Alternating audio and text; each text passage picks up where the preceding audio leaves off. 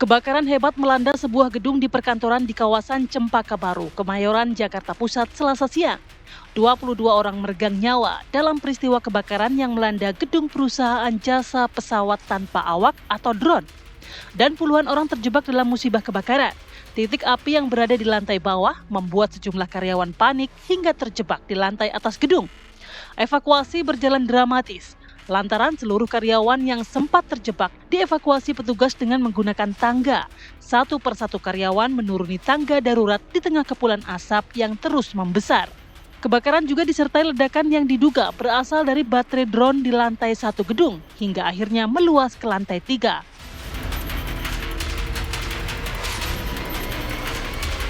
Banyaknya korban jiwa di gedung menimbulkan sejumlah pertanyaan publik. Bagaimana manajemen keselamatan kebakaran gedung?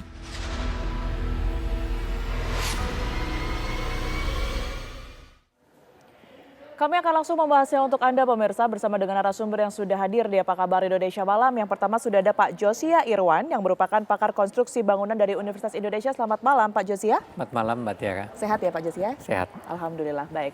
Kemudian juga bergabung melalui sambungan virtual bersama kami AKBP Robi Saputra yang merupakan Kasat Reskrim Polres Metro Jakarta Pusat. Selamat malam Pak Kasat Reskrim. Selamat malam Mbak. Baik, terima kasih sudah bergabung. Saya izin ke Pak Kasat Reskrim terlebih dahulu. Pak Kasat, sejauh ini bagaimana hasil pendalaman dari pihak kepolisian? Baik itu penyebab dari kebakaran yang terjadi hingga bagaimana korban ini kemudian ditemukan dan juga jalur evakuasinya, Pak? Terima kasih Mbak. Jadi kami dari kemarin sudah mulai dari proses evakuasi dan pemadam kebakaran. Ya. Jadi memang yang terjadi bersama bahwa lokasi kejadian ini ada di gedung yang ada 6 lantai, pintu dengan rooftop. Kemudian satu akses melalui pintu depan bahwa terjadi kebakaran yang cukup cepat dan langsung menimbulkan banyak asap dan panas. Jadi berdasarkan dari TKP terlihat memang korban yang ada di dalam gedung tersebut itu ada banyak di lantai 3 dan lantai 4, dan juga ada di lantai 6. Kondisinya tidak ada yang terbakar secara langsung, kalau secara kasat mata ini pakaiannya masih begitu, namun korbannya sudah meninggal dan mungkin ada jaringan luka terbakar mungkin dengan uap panas. Jadi sempat 19 orang yang sampai dengan lantai 7 itu diselamatkan seperti yang di video beredar, namun sayangnya 22 orang tidak berhasil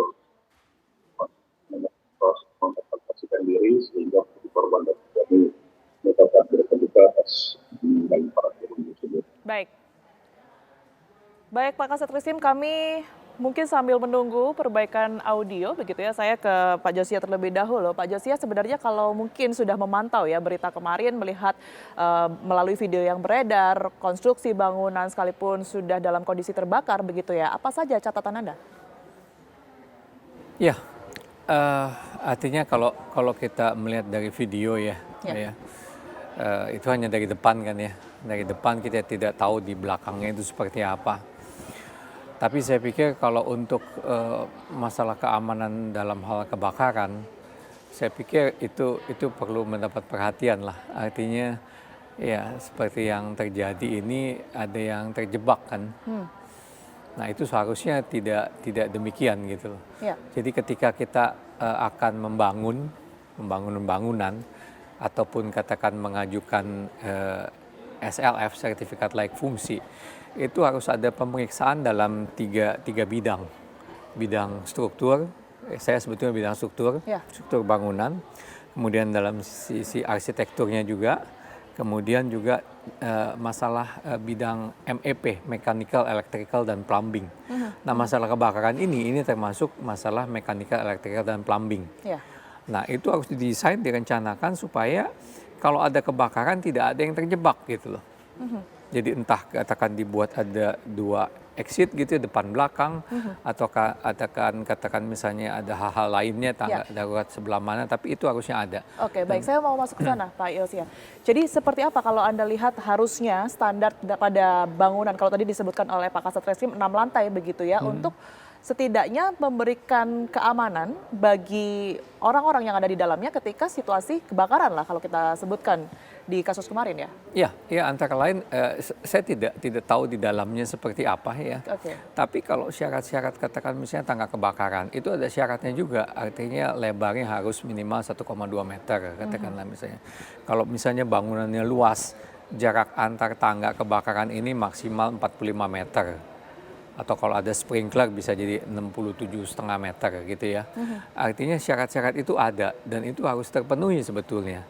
Apalagi katakanlah misalnya ini dihuni oleh banyak orang nih ya. Artinya harus memperhitungkan juga ketika orang turun tuh enggak ya, artinya harus dia kemana ini kemana gitu loh.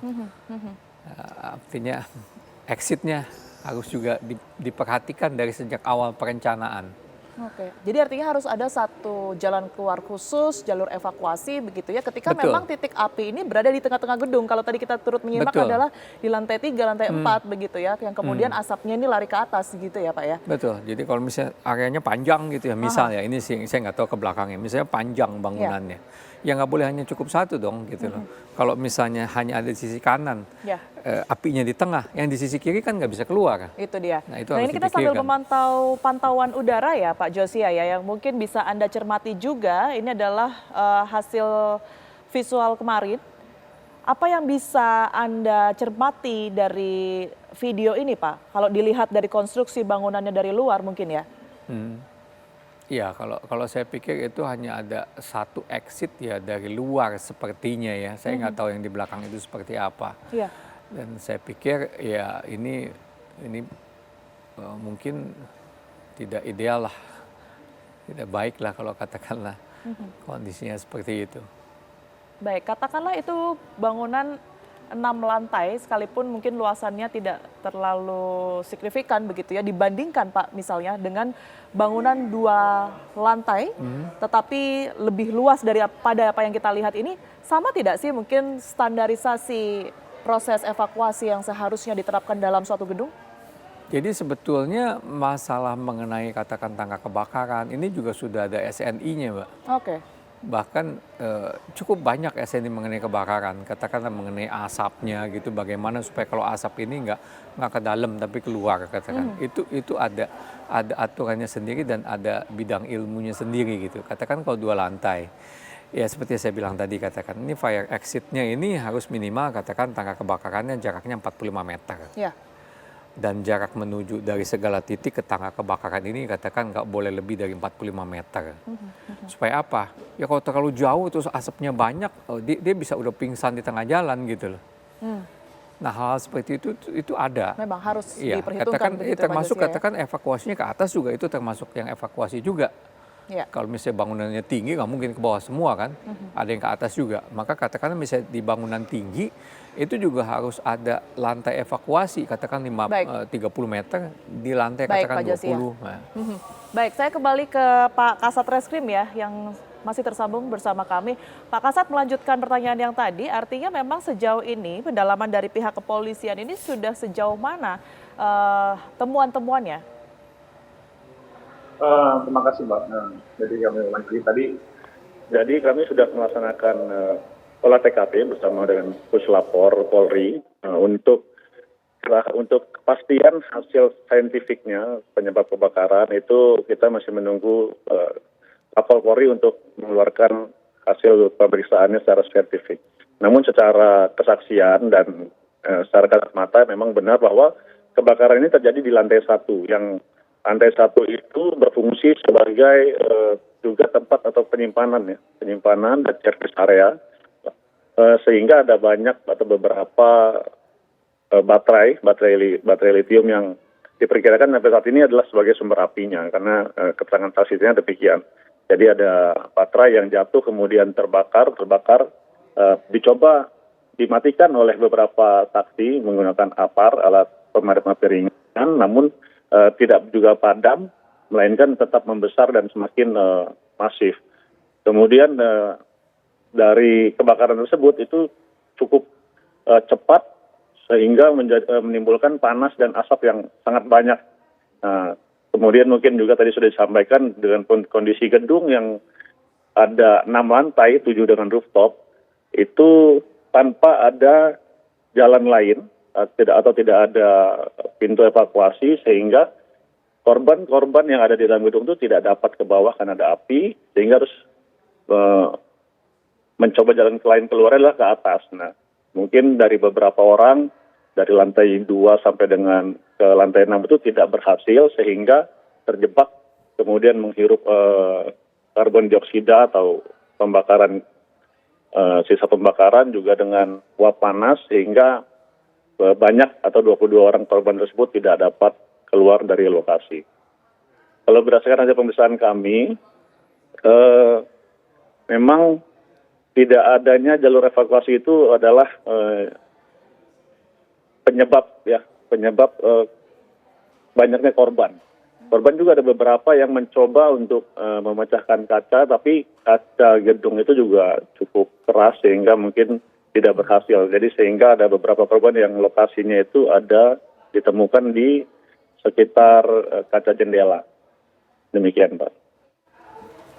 Baik, tentu nanti kita akan mendalami ya bagaimana kemudian ini fungsi-fungsi pengingat seperti mungkin alarm kebakaran dan lain sebagainya ini apakah diterapkan atau tidak, dan juga berkaitan dengan sumber dari ledakan yang informasinya juga ada bunyi ledakan sebelum kebakaran ini terjadi begitu. Tapi kita jeda terlebih dahulu, pemirsa. Apa kabar Indonesia Malam masih akan kembali saat lagi untuk Anda. Ada kembali di Apa Kabar Indonesia Malam, pemirsa, dan saya langsung kembali ke Pak Kasat Reskrim. Pak Kasat Reskrim, dari temuan sementara yang barangkali sudah digali oleh pihak kepolisian ya, apakah kemudian alarm pengingat ataupun juga alarm kebakaran pendeteksi asap ini ditemukan aktif, Pak, pada saat kejadian? Kita masih belum menemukan ada informasi demikian. Kita periksa saksi-saksi, belum ada yang menyampaikan bahwa adanya alarm aktif atau tidaknya. Namun demikian memang berdasarkan keterangan saksi bahwa dari mulai terbakarnya sampai dengan api itu membesar itu cukup cepat dan sangat cepat. Ya, kita sudah melaksanakan pemeriksaan terhadap 10 saksi.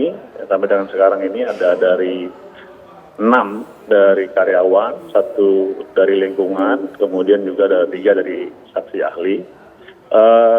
Jadi ada beberapa fokus yang kita gali informasinya, antara lain adalah bagaimana penyimpanan dari baterai yang mengandung litium yang gampang terbakar itu, standarnya, dan kemudian mitigasinya atau alat pemadam yang disiapkan itu apakah sudah sesuai dengan penyimpanan barang tersebut.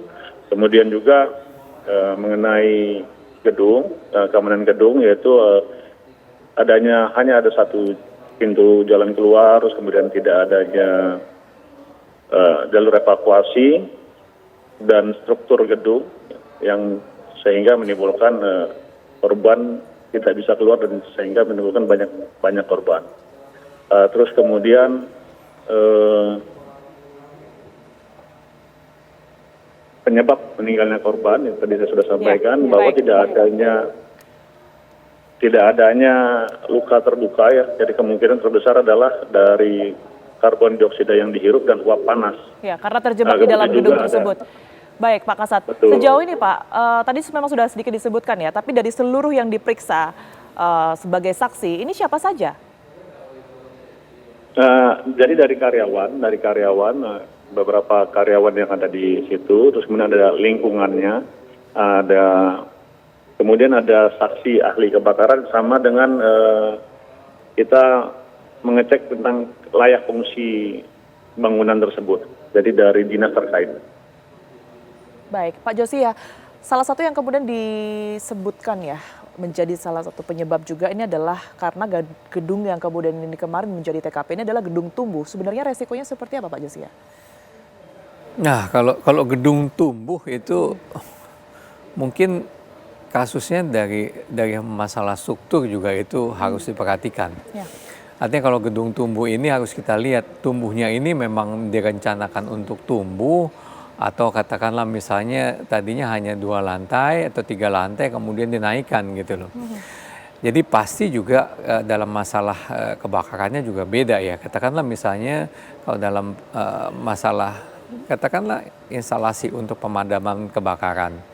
Katakan untuk sprinklernya, katakanlah misalnya, pasti kan kalau untuk 3 lantai dan 6 lantai beda. Karena untuk sprinkler itu yang menyemprotkan air itu kan dia butuh air. Tangkinya harus ada tangki airnya kan. Nah pasti kalau misalnya 3 lantai dengan 6 lantai pasti secara gampangnya double gitu loh. Apakah itu memenuhi gitu dan apakah itu ada. Kemudian juga kalau katakanlah misalnya masalah APAR.